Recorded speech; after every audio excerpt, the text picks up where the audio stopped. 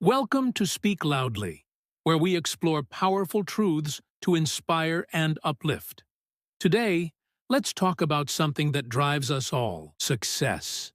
We all want it. But here's the thing: success isn't always what it seems.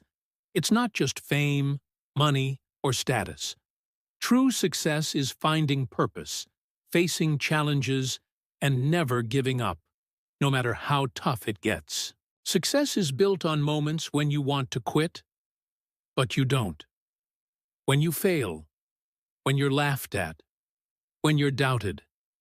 Those are the moments that test your strength, your courage, and your belief in yourself. So, how do we achieve success? It starts with defining what success means to you. Write down your vision. Make it clear and specific. Don't be afraid to dream big. Success isn't about staying comfortable.